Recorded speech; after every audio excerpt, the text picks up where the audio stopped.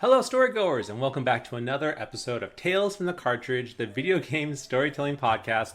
I gave my dog a treat, and he is whining because it's a very delicious treat, and so he does the thing that dogs do when they're whining. So if you hear my dog whining, he's just super happy. He has a really good treat. It's bad timing on my part, but I am Eric. I'm one of your co-hosts, Eric Penrod. I am your other co-host, Ryan Bauer. We can't talk today. No, it's a rough day for talking. Ryan, I wanted to intro this by informing you that I have been reading more. And by reading more, I mean I've actually just finished one book. Congratulations. I've reread a book I've read in the past. Thank you. And I'm starting to read another book. Mm-hmm. I'm getting more into books, which is cool. So I like to think I am an enlightened human being from one book reading. That's how it works. So I would like to... I would like to take this moment in the beginning of the episode, unprompted, unscripted, being an educated, enlightened person that I am, Ryan, please ask me any philosophical question that you would like to impose now that I have enlightened. Wow, this is such a big gift, Eric. Thank you so much for, no problem, giving me this gift and then letting me, give it back to you and then inform the entire world of how to solve things. You are so welcome. The book, by the way, is Flowers for Algernon, which you probably read in high school. I love that book. It made me cry. It's a very good book. It's a very good book. Yeah. Little toxic masculinity, because I think of the time period it was written in. A little gross at times. But besides that one point, the rest of it's very, very good. But anyway, so I'm enlightened, whatever. Okay, philosophical question. Here we go, Eric. Are you ready? Yeah, okay. I'm ready. Here we go. Okay. Eric, do humans deserve to be alive on this earth? Ryan, being the enlightened, educated person that I am, I'm now going to invoke the Fifth Amendment right by the U.S. Constitution to not answer your question. Plead the Fifth. I'm going to plead the Fifth on this one and not answer your question. Sure. Okay. Yeah. All right. What a powerful. I mean, you get that from books, folks. You get that from books. From books. I'm on my way to being the most corrupted politician. In fact, if only. Like any U.S. politician, let's be real here. Yeah. Ugh. Anyway, I thought that joke on my walk with my dog a little bit ago. But probably not, no, honestly. I'm being real with you. But to circle back. Circle back really fast. Probably not. We're pretty not great for the planet, so I don't think we add as much as we take away. Yeah. So with that in mind, probably not. But I didn't say that out loud. Ryan, how are you? And what have you been playing? I am doing pretty good, Eric. We had a really wonderful weekend a week ago, and so this week has been like easing back into work, and then it was the last day of school with kids this past week. So next week is going to be a bunch of stuff has to happen now, but it's pretty easy breezy moving forward. So I'm feeling pretty good about that, and still feeling pretty well rested from some days off and some relaxing time. And then I have Wednesday off next week for Juneteenth, so I get a little midweek break as well. So overall, doing pretty good. And what I've been playing, Fallout New Vegas. I finished. At least I feel finished with Fallout New Vegas. I've been playing a bunch of it. There's always more to do, always more things to do, but I'm feeling pretty good with how I finished. I ended up going with the NCR run, which I don't know if it's the best run, but it's the run that felt, in that moment, like the way to go. And I just wanted to kill Legionnaires on sight whenever possible. Down with the Caesar guy. Yeah, for Caesar? Sure. Caesar, yeah. So that was fun. Did all the DLCs. Those DLCs are so weird and wild and fun, but those are great. And then, just been playing a little bit of Diablo Season 4 here and there, and that's been very fun. And, tuning into all the really wild gaming news and game stuff that's going on, which has been very fun. Yeah, I got a kick out of... I was going to tell you this, and I was going to save for the podcast. I got a kick out of... I was watching the Xbox showcase, because we had missed it, because we were at our... Actually, to say it really fast, our good friend Dave, who joined us for our Assassin's Creed episode a couple of years ago now, got married to his amazing, lovely wife, Lauren, and we were at Pennsylvania somewhere, for the wedding, and it was great. It was really, really beautiful. Yeah. Fantastic time. So that's what it was, just so much. So we had missed everything, all the game stuff. I was rewatching all the Xbox stuff, and Diablo came on, and I was watching a streamer react to it, just so I can watch two things at once. I have to rewatch things because I had nothing else to watch. Yeah. And they got a kick out of Diablo 4's expansion called the Vessel of Hatred, because Diablo in itself might be considered a vessel of hatred. Absolutely. That was really funny. Oh, it's so funny. Good. That is very it's good. so good. I was like, oh man, if it was Diablo Immortal. Yeah, that's the mobile. Yeah, the then mobile that's a game. Vessel of Hatred. Yeah, for sure. You don't lose your phones. Yeah. Have you played the last expansion of Destiny 2? Because I heard that was like the last one. Yeah. So I've been starting to dip into it. I fought the urge for a very long time, and then I heard it was like some of the best stuff they've ever made. Yeah, that's what I heard so too. I've been diving back in here and there and starting to ease back into it. It's very fun. It's not going to be the last of the story. It's the end of like the light and dark saga is what they're calling it. Essentially, like no longer will you be like, we're the champions of the light and we're gonna fight the champions of darkness. I think the route it seems like they're gonna go is like expeditions to like other planets. It sounds like, which sounds really cool. Like finally leaving the solar system. But it's really great. It's been really great so far. And I think they're doing some really cool stuff. They kind of needed to. If this didn't do well, I think they would have probably gone under. So they really needed. You think this. so? Yeah, I mean they are. They had such bad pre-order sales that they were really concerned, and luckily, the team and the developers, hopefully under good conditions, created a really great experience. Cade's back, which is great to have him back for a little while. I thought he was already back. He came back in this expansion. This is the expansion he came back for. Oh, yeah. I thought he was already back. Yeah, that was the big, like, he was in a lot of the marketing because we knew he was coming back. Like, it was hinted, like in an early trailer for the final shape to kind of hype people up. They showed that Cade was back.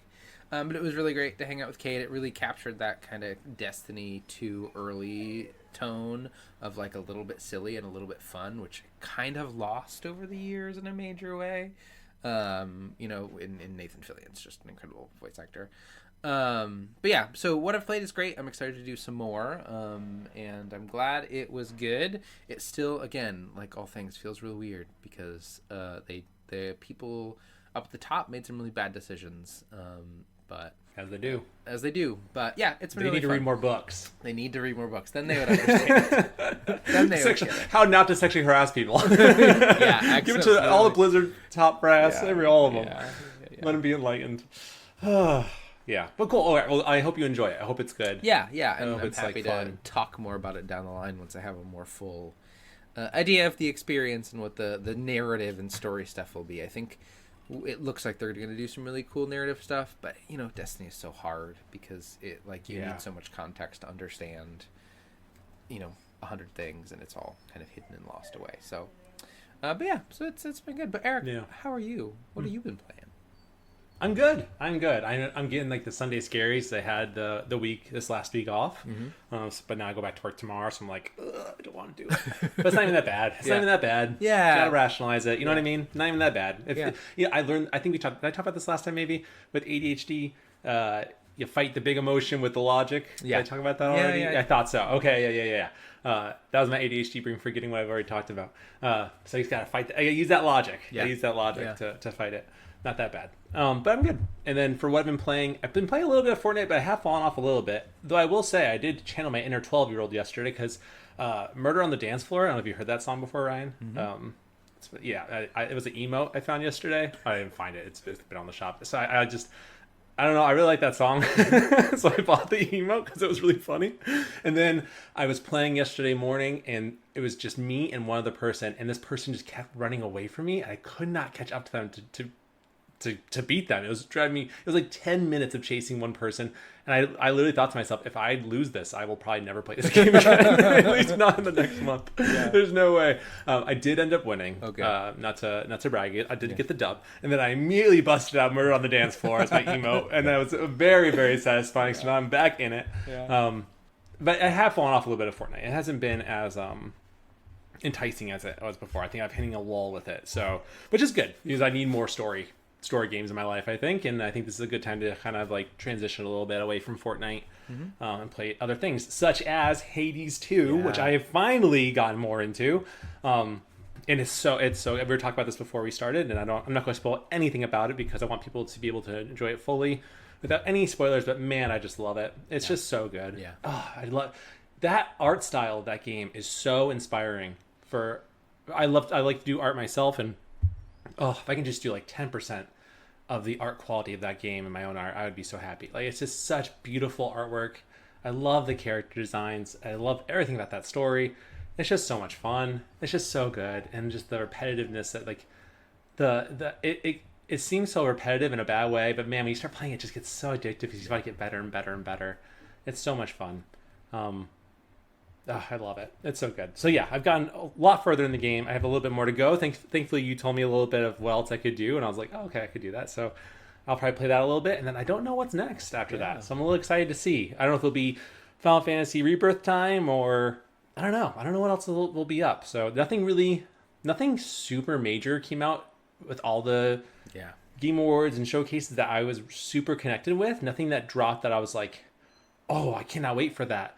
Which means I can go back to my backlog and go through things I've missed. So, super bummed, though, that there was no Dishonored 3. I was really, really, really hoping for an Arcane trailer for Dishonored 3, which makes me very nervous that there is none, which is a big, big bummer. So I'm a little scared about that with everything that's going on at Microsoft right now.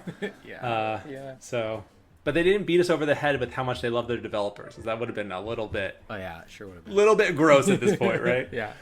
I think they did it once during the whole developers or the showcase. But yeah. Anyway, but Storygoers, we hope that you're doing well. We hope that you enjoyed our last episode, our DLC episode about our Fallout TV show review. My dog is losing his mind because he's super happy with that treat. And are beginning to rate the Game of the Year games from the past winners of the Game Awards based on their narratives, which is going to be a super interesting episode to get back to because I still do not know who's going to win the next one. It's going to be very, very hard. But, of course, you can email us your thoughts, feelings, and perspectives to talesinthecartridge@gmail.com. All of the E's are threes. You can find us on our Instagram, leaving us a voicemail or text at our toll-free number of 207-494-4334, or by answering our Spotify questions down below. If you're on Spotify, scroll down and we should see a poll question. You can answer it, submit something to it, and we'll read that on the show in a future episode. I'll be honest, I forgot to get those today, so I won't be reading any today. Sorry about that, but it's okay. We'll have more next time. If you feel in your heart of hearts to donate to the Patreon, that'd be fantastic.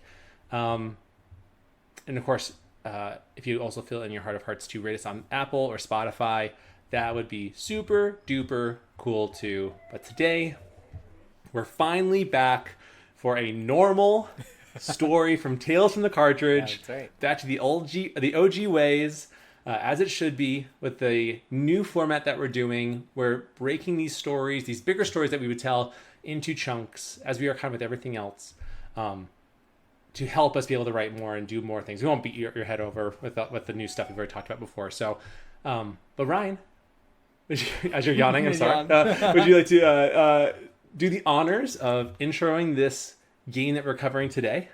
I would love to. Today we're going to be talking about Pikmin 1, which is such a wonderful, weird game that came out of nowhere when it came out, and is still, a franchise that's a bit on the fringes, but is, for some folks, very beloved. And it's a Nintendo game, developed by Nintendo, published by Nintendo, directed by, I'm going to do my best. Oh, sorry. I did not mean to put this on you. That's okay. My bad. I'm going to do my best with the words here. Eric, have you been practicing now? Okay, then I'll just go. I can try that if you want me to. No, I can do the okay. producer easy. That's okay. Directed by Shuga Fumihino and Masamichi Abe. Produced by Shigeru Miyamoto. Written by Moitoi Okamoto. And was released, at least in North America, December 3rd, 2001. In Japan, October 26th.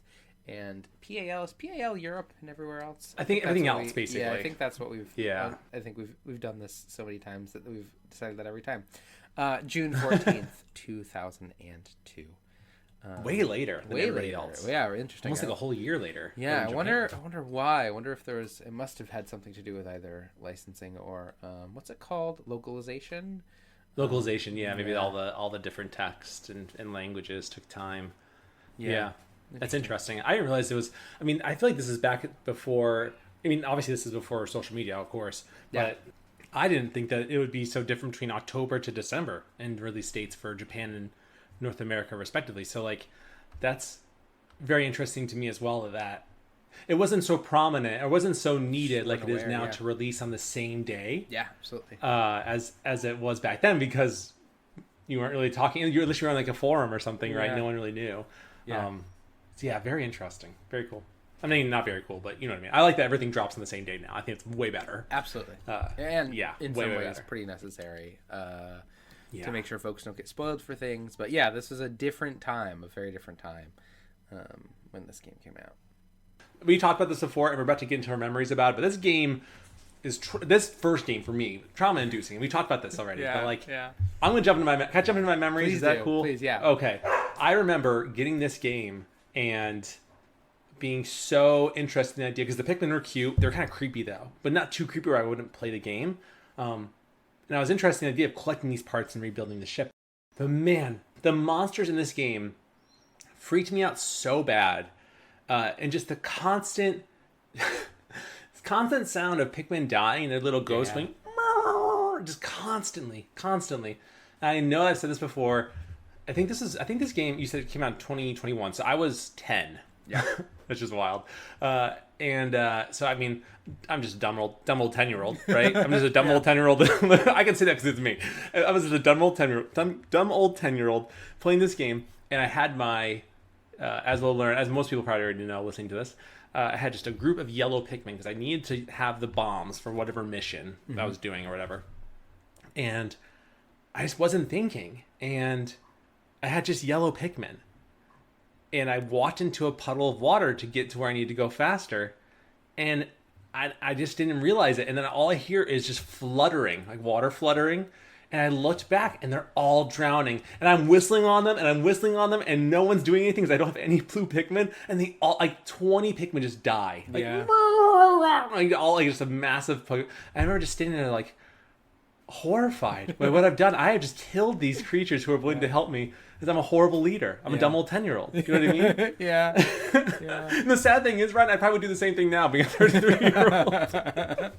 23 years later, I'd be doing the same exact thing. Yeah. I have not picked that game up since, and man, I don't know. I'm a little nervous too. I think that'd be a game I would love to stream or something, just to have that first reaction to it. You know what I mean? Yeah. It'd be really scary, but man, I would like to get into it one day. But more trauma came from this game than anything. I did not derive a lot of pleasure from this game in terms of beating it. And I did beat it. I think I ended up beating it. I remember fighting the final boss. I didn't get all the parts. I didn't care about that. I think there's one part. There's like 4 different endings. I definitely got the ending. I definitely got the bad ending. Not to go into endings yet because I don't want to. Maybe we talk about the endings at the end. Okay. Maybe the different endings at the end. Yeah, but I definitely got the bad one. I did get one of the good ones though. I don't know how many there are. No, I'm writing the script and I don't even know what's happening. It's okay. But Ryan, what are your memories of Pikmin 1? Yeah, so this was a franchise that like I was always on the edges. My most distinct memory of this is my cousin Tyler, who you know have played some games with. He was the first one of me and my cousins. There was 3 of us, me, Aaron, and Tyler, who were all very close, and all played video games and did all this kind of stuff together. He was the first one of us to get a GameCube, and we were staying at one of my other cousins' house with my grandmother. It was the 3 of us, and this was the game he got with his GameCube. It was Pikmin and GameCube. I think this was the only game he had gotten. And I remember just like the magic of like the GameCube turning on for the first time, and like then this like so just beautiful. Really whimsical, beautiful game like boots up. And I don't remember anything beyond that, either because I blocked it out or because of something else. But that is like my most distinct memory. And then as soon as I learned it was a game that had a time limit, I was like completely off it and not interested in it at all, because I just like had so much and like have so much anxiety around like, oh man, I have to like nail this perfectly. And I just am not somebody who, you know, is that good at games to like really buckle down and make sure. I will say in Pikmin 4, you replay the entirety of Pikmin 1, a version of it you replay in Pikmin 4, and I got all those parts in that one. It's good very job. Cool. Time limit? You have a certain amount of days. And Ryan, look at you. Yeah. I mean, that's like the end game of the game, which is why like I had played a bunch of Pikmin 4 at that point. So I got there. It just took me a couple decades. You showed your dumb 10-year-old self who's boss. I sure did. But also in Pikmin 4, you can there's a rewind button, which is great. Oh, it's so wonderful. sick. It's so cool. And it just is much less, it is more user friendly. It is much better designed, which that's a whole thing with Pikmin.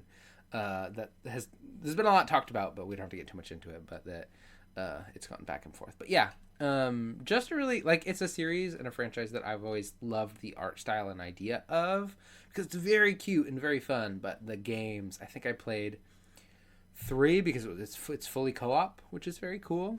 Oh yeah. And then 4 I played a bunch of and loved it. It was probably one of my favorite games of last year. It's so fun. It's such a great game. Really loved it. Yeah, that's my memories of Pikmin. Okay. Yeah. I mean, Pikmin is such an interesting idea, and I think we can get more into the influences once we get into the story. Maybe next episode for our intro we can do more influences behind it, or the idea, because I know this comes from Shigeru Miyamoto. I believe I say that. I say no. Now I'm questioning myself. I'm pretty confident this came from Shigeru Miyamoto's imagination and ideas that he had as a kid, like every game he's ever made or produced. But we can get more into that next time, because I don't want to give away too much for anyone who hasn't played Pikmin and maybe is really interested in that. Yeah. But I mean, again, it's been 23 years now. So you never know, though. You never know. It's never too late. It's never too late. We're not gonna time shame here. No. You may have let your dumb 10-year-old self not play Pikmin the first time, but gosh darn it, maybe you'll want to play now. Mm-hmm. Or maybe you are a dumb 10-year-old. You're probably not dumb though. I'm just saying that for myself. Not all 10-year-olds are dumb. I'm backpeling here. We're gonna move on. I'm enlightened now. I read a book. Now. Okay. How many books did you read at 10? How many books did you read at 10? I mean, you can only expect so much. Probably more than one. Oh my god, yeah, so much. I'm already planning on reading it. I'm reading another book. It's about a monk and a robot. It's kind of weird. And then my next one after that is about something horrifying, and I can't say it on the podcast because it's I don't know why I brought it up. I immediately regretted it. But anyway, my old dumb 10-year-old self is burrowing back up from the depths and coming out. Yeah, we'll probably cut all this out. But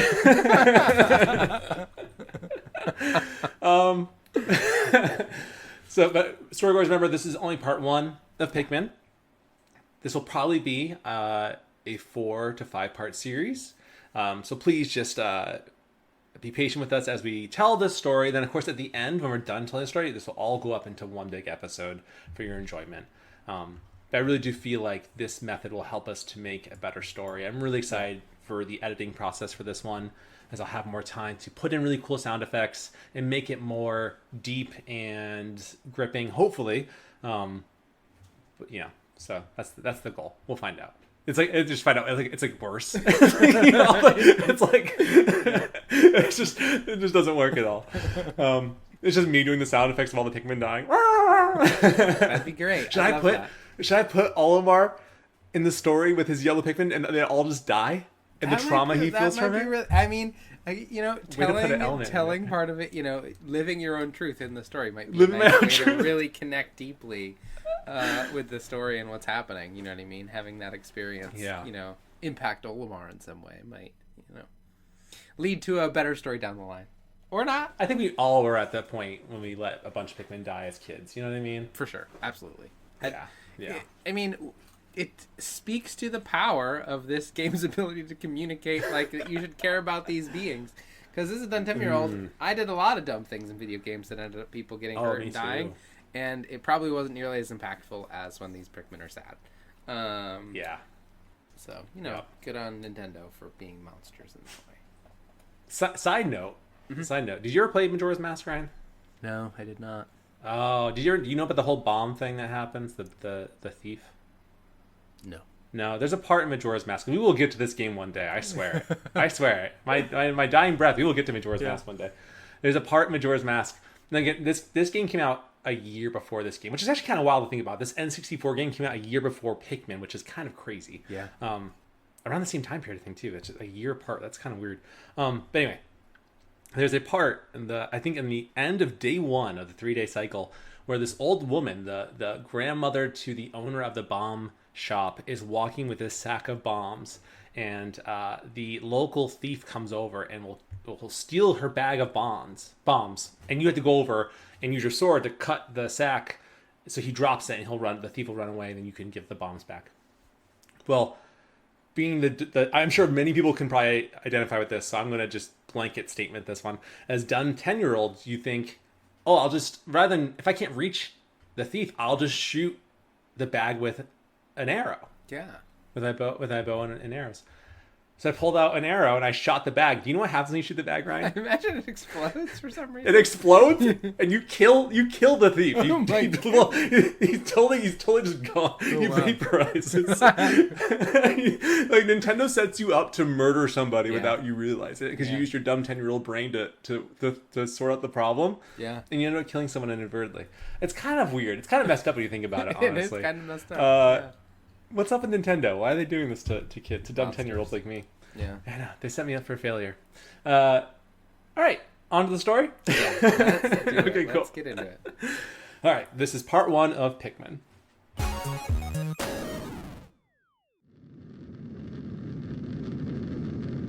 Captain Olimar, a seasoned and fearless pilot, manned the helm of his trusty spacecraft, the SS Dolphin, as it glided gracefully throughout the vast expanse of space. He had embarked on countless interstellar missions.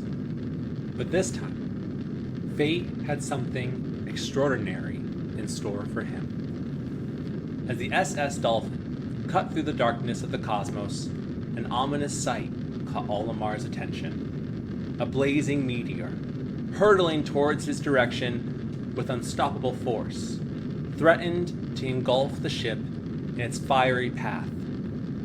Panic surged within Olimar's veins as he maneuvered the Dolphin amidst the chaos, attempting to evade the imminent disaster. Suddenly, there was a thunderous collision, and the deafening sound of metal bending under intense pressure. Captain Olimar was thrown from his seat. Alarms blared, lights flickered, and the once stable Dolphin was careening toward an unknown destination. Burning wreckage flew off of the careening spaceship as Olimar was certain he would never see his family again. As Captain Olimar regained consciousness, he found himself surrounded by wreckage and darkness. His spacecraft, now severely damaged, descended through the atmosphere of an Earth-like planet. Just before impact, the Dolphin's structural integrity failed, causing its parts to be jettisoned in a chaotic explosion. Fear mingled with anticipation as Olimar braced himself for a crash landing, unsure of what awaited him below. The Dolphin, Olimar's trusted vessel, crashed into an unknown Earth-like planet. The impact was fierce, leaving the ship destroyed and its parts scattered across the vast and mysterious surface of the planet. Olimar managed to survive the crash, but soon discovered that the planet's atmosphere was toxic to his alien physiology. The oxygen was dense and deadly, and his life support systems had just enough power to sustain him for 30 days. Determined to find a way back home, Olimar realized that his only chance of survival was to rebuild his ship. With limited time and resources, he embarked on a perilous journey to find the scattered parts of the Dolphin. Captain's log. My name is Captain Olimar. While traveling through space, my ship was struck by a meteor. I must have blacked out, and I awoke on the surface of a weird planet. With so many parts lost, the scale to hold my beloved Dolphin is a painful sight. The engine is gone. I am stranded. To make matters worse, the atmospheric sensors indicates this planet's environment contains high levels of poisonous oxygen. My life support systems can function for only 30 days. If I can't repair the Dolphin by then, no, better not think about it. I must find the missing ship parts. Captain Olimar out. The world around Captain Olimar was vast and massive, trees towering over him as if they were built by giants. The captain had no clue as to what to do for himself. He was stranded alone. He knew if he needed to pull this off to get back home, he would need more than just the power that he held within himself to make it. He would need a crew. But on a world as vast and desolate as this one, it seemed as if there was no one of human intelligence to help him pull through. Olimar surveyed the wreckage of his ship and immediately noticed the absence of several vital components. The main engine, the eternal fuel dynamo, and the extraordinary bolt were all missing, along with numerous other items such as his secret safe and space float. Shock absorbers, automatic gears, and even a Nova Blaster were nowhere to be found. Not to mention, there was not even a pilot seat. In essence, all that remained was a mere shell of a ship. Exploring his surroundings, Olimar noticed a small, round object embedded in the ground. It gleamed in the sunlight, as if inviting him to come closer. Curiosity piqued. He approached it cautiously, wondering what secrets it held. As Olimar extended his hand to touch the object, a remarkable transformation occurred before his eyes. The object's dull exterior shimmered and turned a vibrant shade of red. A single delicate flower petal bloomed from the top of the object, radiating an outworldly beauty. In awe of the spectacle, Olimar took a step back, unsure of what he had just witnessed. He observed as the petals of the flower-like object began to spin, gracefully lifting it from the ground. To his amazement, 3 long, slender legs extended out of it, allowing it to stand freely. Olimar was filled with awe as he gazed at the towering structure before him. Suddenly, a solitary red seed emerged from the top and gracefully descended to the ground, disappearing beneath the surface. Uncertain of what to make of this extraordinary sight, Olimar remained in a state of shock. He fixed his eyes on the ground, eagerly waiting for whatever would emerge, unaware of what it might be. Captain's log. A strange thing has happened before me. I had barely begun my search when it reared up as if it was waiting for me. It then dropped a single seed. What is it? Is it alive? Is it a machine? It resembles a vegetable on my home planet that we call an onion. I shall call this an onion too. Captain Olimar out. As Olimar kept his gaze fixed on the ground, anticipating what was about to happen, a solitary leaf emerged from the soil. It was attached to a crimson stem and emitted a vibrant red glow, almost beckoning Olimar to grasp it. Captain's log. The seed that the onion dropped took root in the soil and now has produced an adorable little sprout. The sprout emits a strange light and it sways back and forth without benefit of wind. I cannot help but think it's calling to me. I am compelled. I must approach it and pull it out. Captain Olimar out. Olimar approached the sprout lying in the ground. He grabbed it firmly with both hands and exerted all of his strength to pull it. However, in the process, he lost his balance and fell over. The sprout suddenly flew into the air and landed before him, upside down. When the captain looked back, he was confronted by a strange creature standing in front of him. Captain's log. Extraordinary. When I plucked the sprout, it turned out to be a living creature, not a plant. Picking it has done no visible damage. It just stands there, staring at me. Its shape is similar to a Pick brand carrot that I love so much. I believe I shall call it a Pikmin.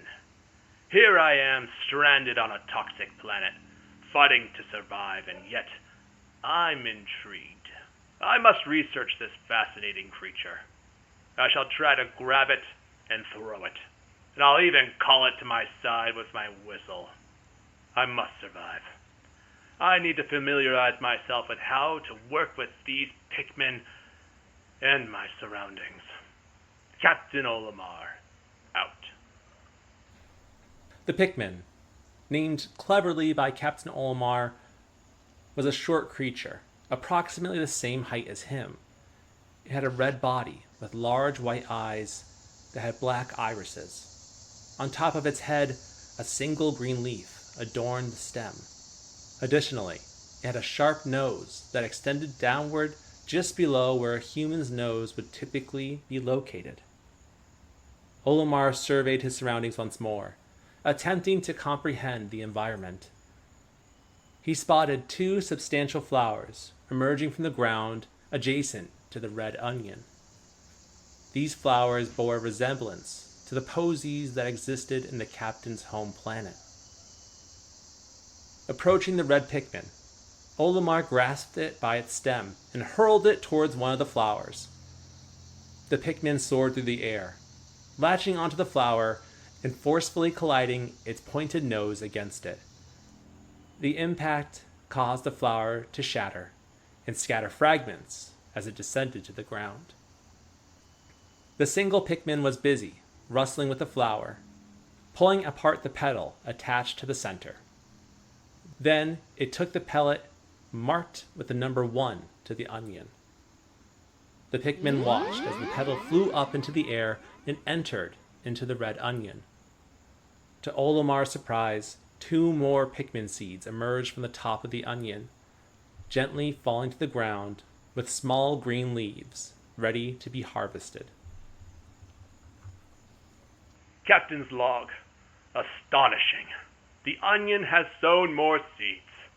The small red pellet the Pikmin harvested after cutting down a flower appears to have some type of food that can propagate more Pikmin. The onion seems to be a sort of incubator. Needless to say, I must study this strange life form more. Captain Olimar, out. The captain extracted 2 seeds from the ground, thereby increasing his army of Pikmin to 3. He proceeded to gather additional pellets in the nearby vicinity, further augmenting the number of Pikmin under his control. After gathering all the pellets in the nearby area, Olimar now had a total of 14 red Pikmin by his side. These Pikmin all shared the same visual characteristics: red bodies, white eyes with black irises, green leaves on red stems, and small legs and arms. While individually they may seem feeble, when united, they presented a formidable force. While Olimar was searching, he heard the faint echo of the main engine of the SS Dolphin in the distance. He surveyed the area and walked around to locate it, only to find the pathway obstructed by a massive cardboard box. Intrigued by how the box had ended up on the planet's surface, Olimar realized he couldn't move it alone. However, he considered enlisting the assistance of his 14 Pikmin to potentially overcome this obstacle and reach his main engine. With a blow of his whistle, the captain summoned his 14 Pikmin to help him push the cardboard box and clear the path to the main engine. Together, the small creatures slowly moved the box and removed the obstruction in the path. Captain's log. The Pikmin are as curious as children. They form groups to perform tasks that would be impossible for an individual. A glimmer of hope has begun to shine in my heart. If I can make use of their skills, perhaps I can fix my ship. Captain Olimar, out. Olimar trailed behind the red Pikmin, clearing a path by maneuvering the large cardboard box. Once they succeeded, he hurried up the path and approached the still-functioning main engine of the SS Dolphin spacecraft. This engine was crucial to his survival and the initial steps towards returning home. It was the first of 30 parts required to escape the planet's atmosphere intact. Captain's log. Amazing. There's no mistaking it. My ship's engine rests before my very eyes. By a stroke of pure luck, I have already stumbled upon the most important piece of my endangered craft. Fate smiles upon me. But how will I get back to the Dolphin? Captain Olimar, out. Captain Olimar stood in place, his mind lost in thought, as he pondered how he would get his main engine back to his ship.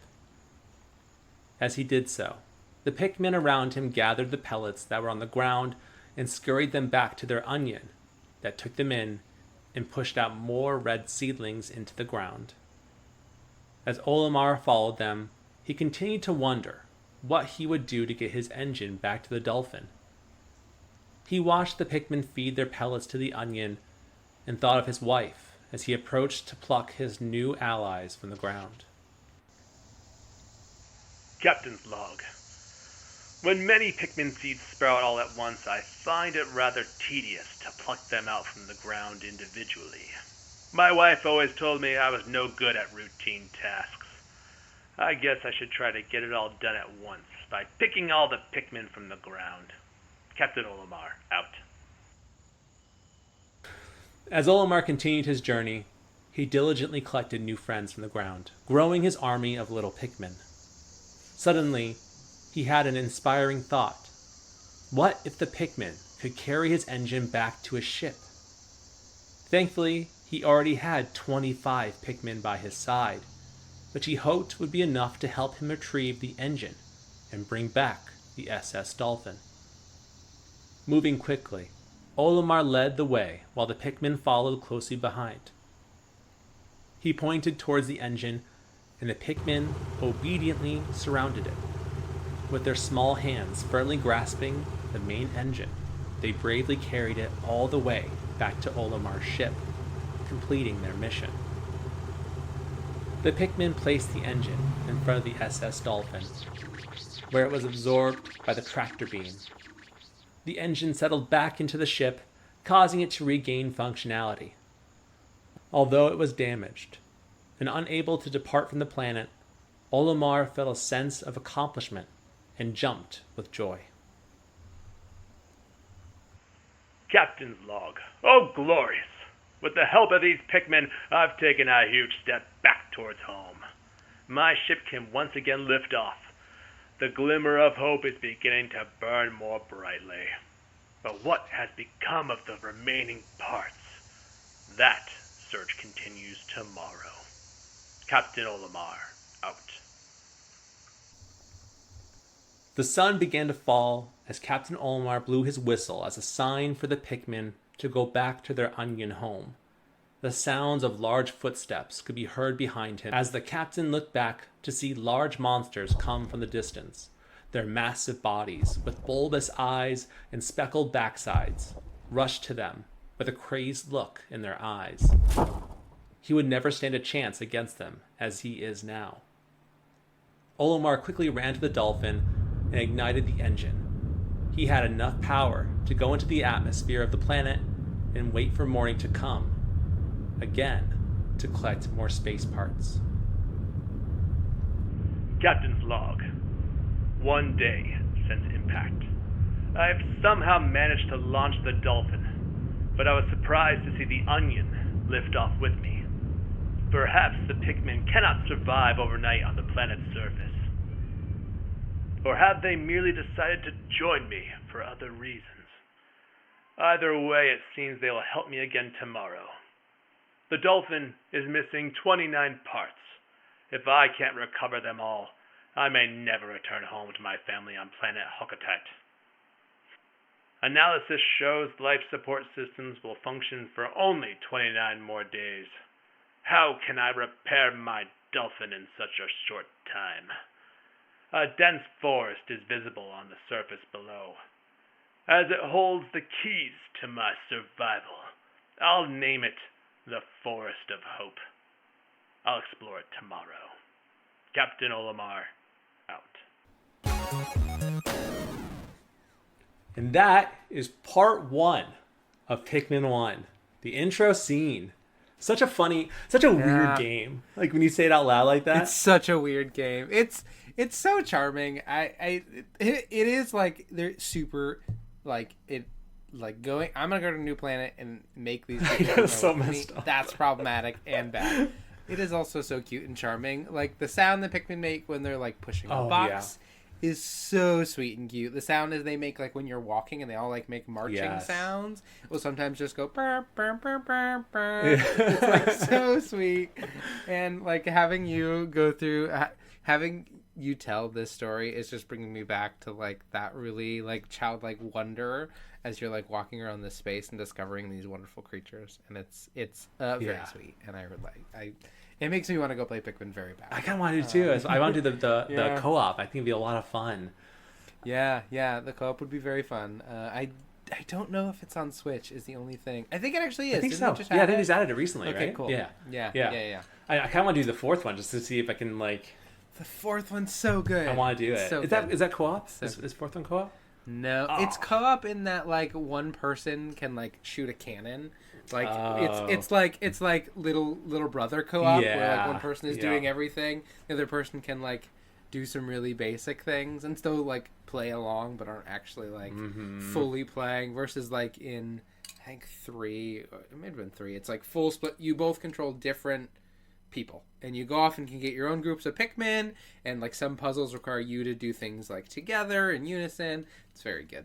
I want to play that. Yeah. I want to play that now. It's just fun. I love the idea that Captain Moore is this like intelligent being. When you look at him, and he just looks so like dweeby and weird. Such a goof. And a little problematic that these creatures seemingly are not as intelligent as him. So he's just like, I'll use you to my advantage. I mean, but like, I mean, like if I'm in Olimar's position, I can't say I wouldn't do the same thing, right? Yeah. Like, I mean, if I want to live, and you wouldn't really think. You wouldn't maybe think too much about it because you're like trying to survive. Yeah. You know what I mean? Yeah. You're actively running out of time and you have 30 days. So you're going to do what you can. He's not like forcing them. He's just pointing and they go. You know what I mean? So it's like, it's seemingly that they want to help. Yeah. But yeah, it's very interesting. So that's part 1. Yeah. So I think it's going to be fun to see the progression of what occurs. Sure. But again, this is just part 1 of a probably 4 to 5 part series that'll be coming out every other month.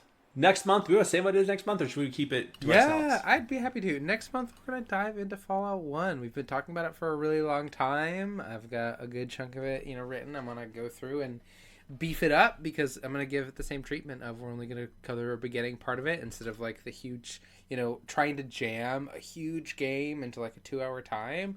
Instead, we're going to, give it more time to breathe and spend like a good chunk of time really, diving into it. So we're going to be doing Fallout 1 next month, and I'm very excited. That's so exciting. Yeah, the start of that world and of that series, and it's going to start where they all do, in a vault with a broken water chip, and I'm excited to dive into the very first broken water chip and go from there. So yeah, we'll be doing Fallout next month. Very cool. I'm very excited. As I never played Fallout 1, so I've heard of a synopsis of the game. But I'm very excited to dive into it more. There's an aspect of it that I don't think has ever come back up again in any of the Fallout games. That's come up in 1 and 2. It's that briefcase thing, and I'm going to go into it right now. You know what I'm talking about? I don't have any idea what you're talking about, but I'm excited. Okay, cool. We'll bring it up next time. I could be maybe I'm just totally wrong too. I probably sound like a crazy person. I thought it was a briefcase. Maybe I'm wrong. I forget what it's called. It's an acronym for something. We can talk more and figure out what exactly it is, because maybe I have something. Thanks your way. But Storygoers, tell us what you think of Pikmin and your thoughts of it. We'll be covering this for a little bit now, probably going into the fall. So let us know your thoughts and feelings of Pikmin 1. Of course, send them to our email at talesfromthecartridge@gmail.com. All of the E's are 3s. You can also find us on our Instagram, leaving us a voicemail or text at 207-494-4334, or answering our Spotify poll question down below on this episode. Have you played this game before? Have you not? Did you have any traumatizing experiences with it? Did you not? Were you a dumb 10-year-old playing it like us? Or I should say me, not put down you, Ryan, sorry. Were you a 10-year-old kid playing this game like me? Let us know. I would love to know. Because, man, such wild times. But you're right. Going back really fast, Ryan, that intro, that GameCube intro is iconic. Yeah. Is so good. And nothing else is like it. And I miss it. Yeah. I miss it. Yeah. I would take that back in a heartbeat. Oh, for sure. So good. But yeah. Storygoers, we hope that you're happy, safe, and please use your Pikmin responsibly. Mm-hmm. Don't abuse them. Like Olimar. Yeah. All right. Bye. Bye.